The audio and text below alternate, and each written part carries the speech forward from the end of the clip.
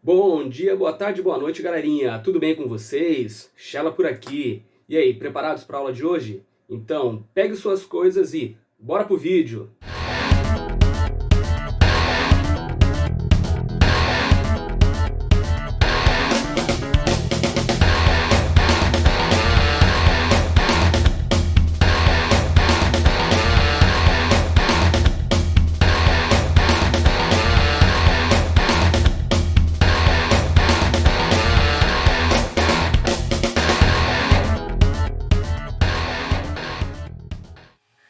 E aí, turminha, tudo bem com vocês? Como estão as coisas por aí?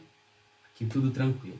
Turminha, dando prosseguimento, dando continuidade às nossas aulas sobre a proclamação da República no Brasil, na aula anterior nós vimos como que cada grupo que antes apoiava Dom Pedro II, cada um destes grupos, pelos seus próprios motivos, né, por suas próprias rixas, por suas próprias desavenças com Dom Pedro II, então, de apoio passa, né, a se colocar contra a presença da monarquia, a presença de Dom Pedro II no governo. Então, no dia 15 de novembro de 1889, então, temos aí este episódio conhecido como Proclamação da República, ou alguns, né, defendem a ideia ainda de golpe da República, dado a maneira como este ocorreu. Tudo bem? Mas o que é importante agora, neste momento aqui, é entendermos as mudanças, os principais pontos, tá, que aconteceram, que foram significativos neste processo, onde existe a ruptura da monarquia e o início da república. Tá? É importante a gente ressaltar que passam a acontecer mudanças políticas significativas, como, por exemplo, o Brasil deixa de ter províncias e passa a ter estados. Tá?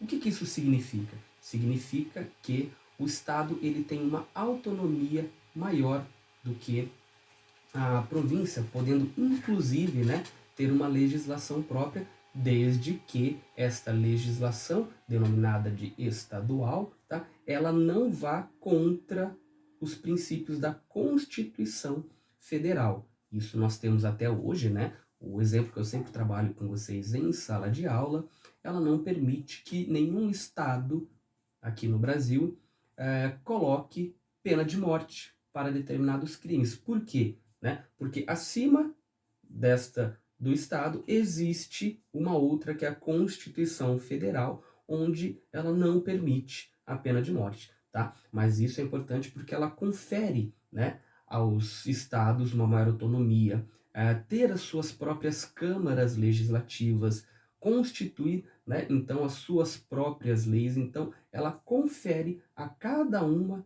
tá, a cada um destes estados uma maior autonomia. É importante ressaltar também que o Brasil, ele, neste primeiro momento, hoje vocês sabem, o Brasil, o nome completo do Brasil, por assim dizer, é República Federativa do Brasil, e naquela época, o primeiro nome do Brasil, então, ele é Estados Unidos, República dos Estados Unidos do Brasil. Sim, o Brasil já teve este nome, República dos Estados Unidos do Brasil. E como bem sabemos, um novo governo, ele precisa de uma nova Constituição. E para tal, é necessário que se faça a convocação de uma Assembleia Constituinte, onde eles vão discutir, onde eles vão debater essa nova Constituição do país. Tudo bem?